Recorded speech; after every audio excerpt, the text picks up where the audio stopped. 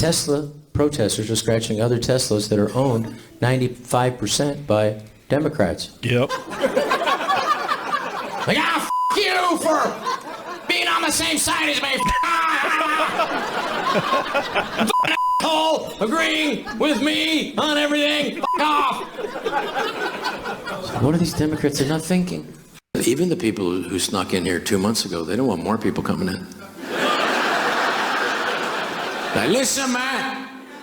We don't want somebody trying to come over here and take the job I just took. I just took it like 2 hours ago. South Africa's got some fucking problems. There's a reason why so many people want to leave the country. It's not because there aren't resources. It's not because there isn't a vibrant culture. It's not because of any artsy-fartsy shit. It's because it's insanely violent. It is totally different from the so-called refugees that normally the United States has experienced over the past years. Normally, the person doesn't really have the right to refugee status. Oh, your country is poor. There are like 5 other billion people in the world that are in countries that are poor. Sorry, not my problem. Trying to convince the liberals of this will be absolutely hysterical. It'll be funny to see them argue against refugee status for a foreign group. They're going to have to bring up race. They're going to say, well, the Trump administration doesn't want to let brown people in, but all of a sudden it wants to let white people in. Guess what? Some of those farmers are black, but they're part of the black minority. They're not Zulu. They're from other cultures, but they own a farm. I believe that these people are acceptable as refugees. Now people call me racist. Well, most of them are white. That's the only reason you want them in the country. No, it's moron. It's more about the fact that they're being killed by their own government. They're literally leaving political persecution, which means they're going to be real thankful to the nation.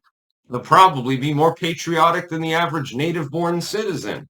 I don't see any problem with them whatsoever. And the irony is I'll either get called a cuck or a racist for having this opinion. It's absolutely hysterical to me.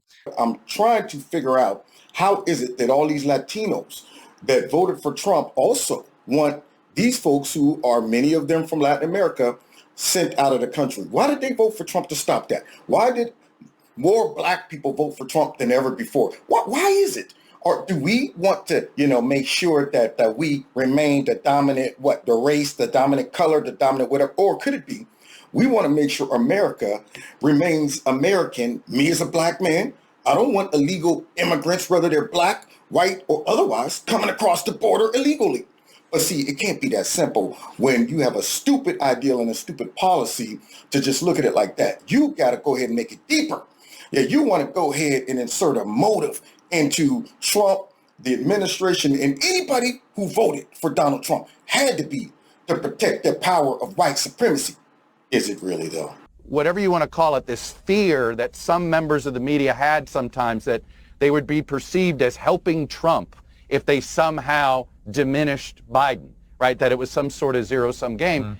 And I think this has been the fundamental mistake that many members of the traditional press have done. There it is, friends. Chuck Todd just said the quiet part out loud. The media was covering up for Biden because they didn't want Trump to win. So, but I'm nervous about saying anything against Biden because are you afraid that you might, influence people who are on the fence? For instance, advocating for deplatforming Donald Trump after January 6th.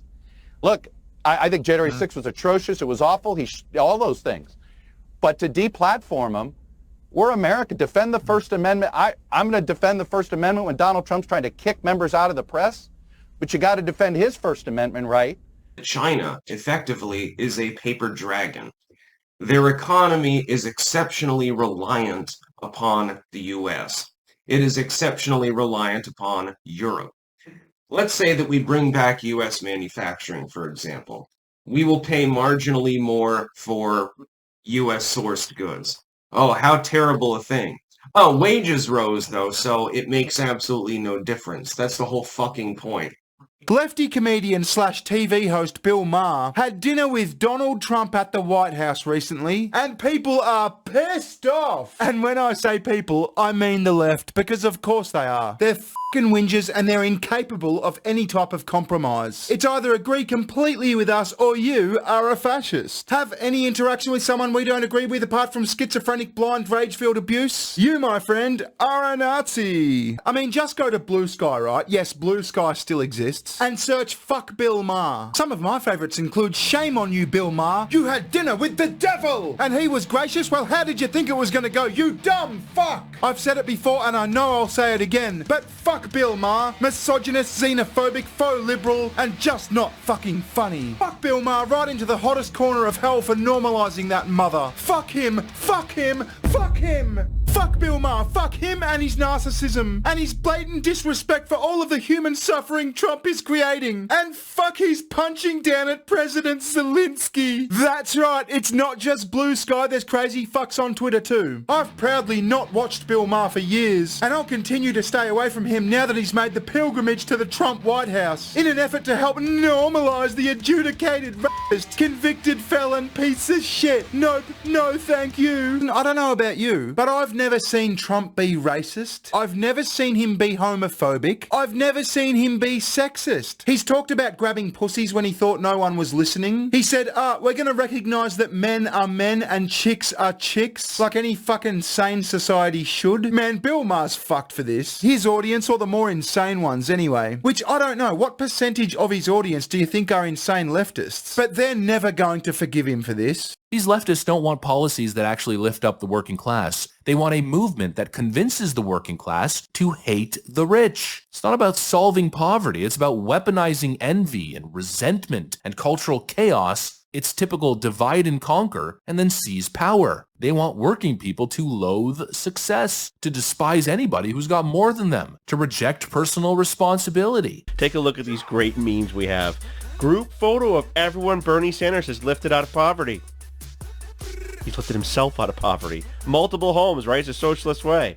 Socialism is better than capitalism. When the Berlin Wall fell, who ran to which side? Fight oligarchy. Pay no attention to the oligarch behind the curtain. George Soros pocketing all that money and paying for all this to happen. Ironic how Elon Musk is the bad billionaire, but George Soros is your best buddy.